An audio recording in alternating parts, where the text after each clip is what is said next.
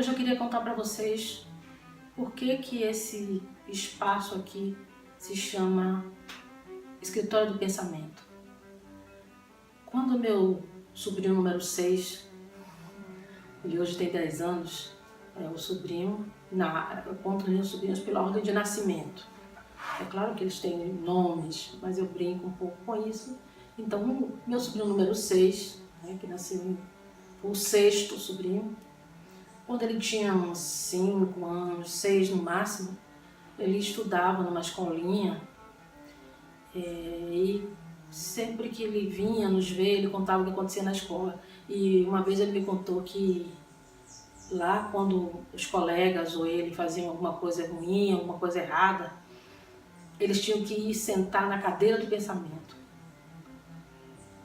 Aí eu falei, cadeira do pensamento eles chamavam de Tianá, Tianá, a cadeira do pensamento. E o que vocês fazem na cadeira do pensamento? A gente tem que sentar para pensar no que a gente fez. E aí a gente fica um tempo lá, depois a Pro chama a gente de volta. Aí eu podia até achar uma coisa ruim, mas como eu sou filósofa, achei que era uma ideia boa. Não chega a ser um castigo, né? Ao contrário, é uma oportunidade que a criança tem de sentar um pouco, parar, respirar e fazer um exame de consciência. É assim que se dizia no passado, né? Exame de consciência. Hoje a gente chama de reflexão. Depois eu explico o que significa reflexão. Mas eu achei isso muito interessante. Eu sei que as crianças nessa idade são muito inocentes, fazem as coisas sem pensar, mas eu achei interessante essa coisa de parar um pouco, tirar ela do contexto e deixar quietinha para pensar um pouco. E falando em pensamento, hoje eu queria comentar um pouco a minha história em relação ao aprendizado do pensar. A minha graduação foi em filosofia, licenciatura em filosofia, e antes de entrar no curso de filosofia, como a maioria, como todo mundo, eu não sabia o que era filosofia. Eu sabia que existiam alguns autores que escreviam de uma forma mais complexa, que eu não entendia, e que para conseguir ler esses autores, eu precisaria aprender mais, saber mais, conhecer mais. E como sempre, minha irmã mais velha me ajudou a pensar, a decidir sobre a escolha de um curso a fazer, e eu acabei fazendo filosofia. Não é uma história bonita de alguém que decidiu que ia fazer filosofia, não. Eu fiz filosofia sem saber um pouco o que eu ia encontrar pela frente.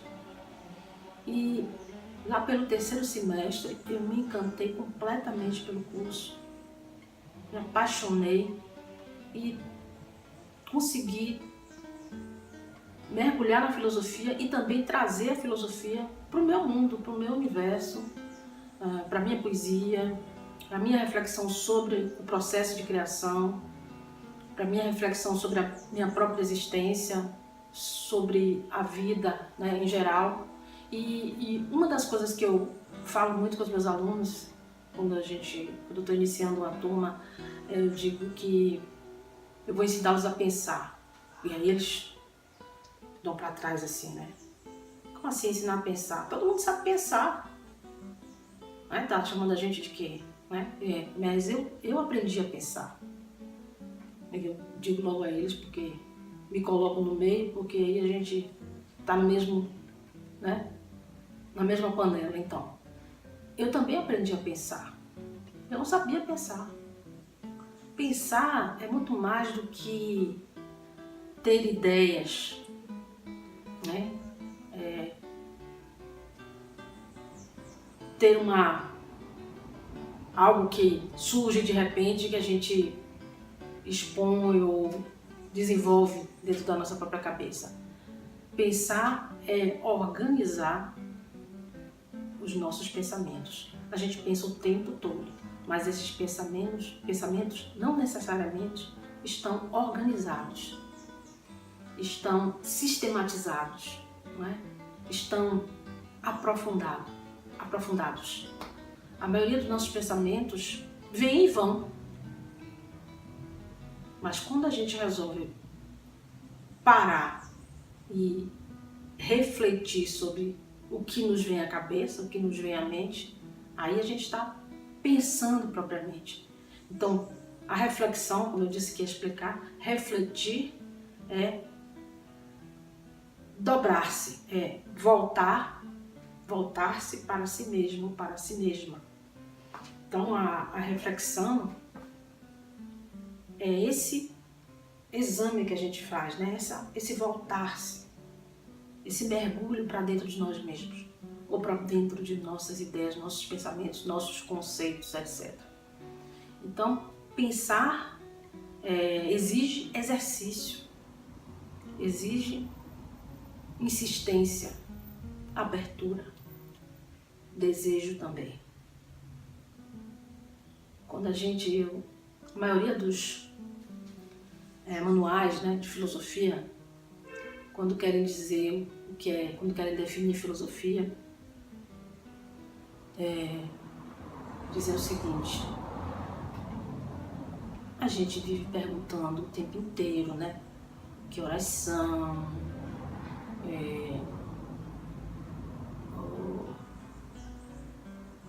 Que dia lindo, ou que pensamento interessante, etc. Mas quando a gente muda essa pergunta e pergunta não que horas são, mas o que é o tempo?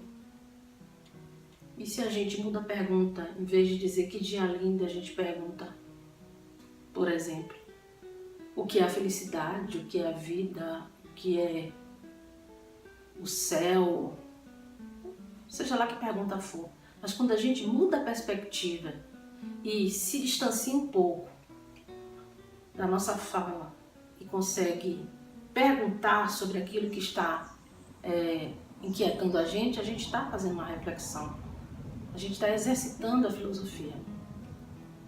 Então, imagine se todo mundo pudesse ou tivesse a oportunidade de se distanciar das coisas que está vivendo, das coisas que está sentindo, que está percebendo, para se perguntar, para perguntar sobre elas, para perguntar sobretudo sobre a origem ou sobre o que está por trás dela. A gente acho que o mundo estaria bem diferente. Então a filosofia é uma poderosa ferramenta para a gente enxergar o mundo de forma diferente. Talvez por isso ela não seja bem-vinda. A gente tem aí uma série de tentativas de extinção da filosofia nos cursos de graduação, nos cursos do ensino médio, nas escolas, na educação. A gente vê isso o tempo todo. Por quê? Porque a filosofia, ela exatamente nos ensina a pensar, nos ensina a tomar distância das coisas e, de repente, se surpreender. Como é que eu não tinha percebido isso antes? Eu vou ler um trechinho de um livro muito legal para ilustrar essa reflexão. Esse é um livro de Susan Sontag sobre fotografia, mas ele pode nos ajudar a entender melhor como é que nós pensamos. Aqui no primeiro texto, que ela chama de Na Caverna de Platão, tem um trechinho muito interessante. Vocês me permitam fazer essa pequena leitura. A humanidade permanece de forma impenitente na caverna de Platão, ainda se regozijando, segundo seu costume ancestral, com meras imagens da verdade. Mas ser educado por fotos não é o mesmo que ser educado por imagens mais antigas, mais artesanais. Em primeiro lugar, existem à nossa volta muito mais imagens que solicitam nossa atenção. O inventário desse início, em 1839, e desde então, praticamente tudo foi fotografado, ou pelo menos assim parece. Essa insaciabilidade do olho que fotografa altera as condições do confinamento na caverna, no nosso mundo. Ao nos ensinar um novo código visual, as fotografias modificam e ampliam nossas ideias sobre o que vale a pena olhar e sobre o que temos o direito de observar. Para quem estudou o mito da caverna como eu, ler isso contemporaneamente é um susto, porque a gente conhece a alegoria da caverna, que é aquela atitude de olhando para as paredes da caverna, de costa para a saída, acreditar que as imagens que aparecem naquela parede são a realidade, quando na verdade são sombras projetadas pela pouca luz que entra até o fundo da caverna. Então é como se nós hoje ainda vivêssemos nessa caverna de Platão. Então a gente acredita em tudo que a gente vê, em tudo que aparece, em tudo que se diz, em tudo que se pensa, em tudo que a gente lê, né? Em tudo que publicam ou postam na internet, nas redes sociais. E a gente ainda se alega com essa, quantidade de informação, de imagens que nós temos acesso. A gente comemora isso.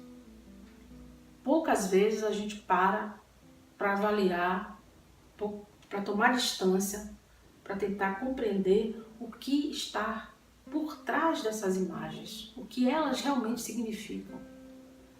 Porque às vezes quando a gente faz isso, não há nada por trás e elas se dissolvem como se fossem poeira.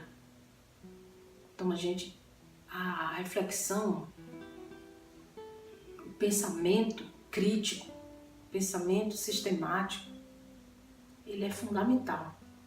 Então aprender a pensar não é nenhum absurdo, é uma necessidade.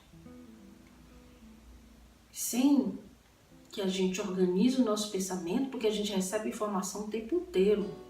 Eu não consigo deixar de me lembrar de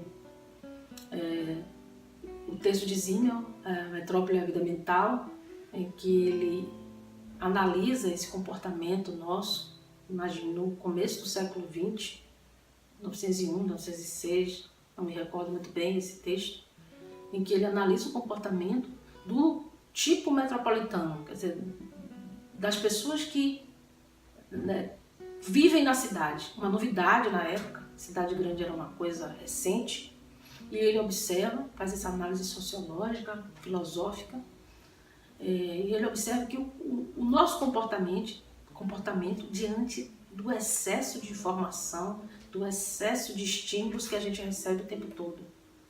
E ele diz que, aos poucos, nós somos chamados a responder a tantas e tantas coisas que chega ao ponto em que a gente não consegue mais reagir. Nossos músculos, eles relaxam. Então a gente começa a ter uma atitude de indiferença, de desinteresse, que ele chama de atitude blasé. Então acho que a maioria de nós hoje se reconhece nessa atitude, né? Consegue ler, eu falo sempre ler, porque eu sou do tempo da leitura, né, ainda, mas consegue ver, assistir a sucessivas imagens de diferentes origens, de diferentes temas, uma cena de morte no trânsito, uma cena de assassinato, uma cena de esporte, de um gol, um filme de terror, uma receita de comida natural, sem reagir. Como se tudo estivesse no mesmo nível. Né? Nada mais chama a atenção dessa pessoa. Então, para que a gente não fique assim, ou permaneça, como disse Sontag na caverna de Platão, nem assumindo essa atitude blasé, a gente precisa ainda se surpreender com as coisas. A gente precisa se indignar, a gente precisa se admirar, ficar chocado, chocada, enojado, enojada, triste.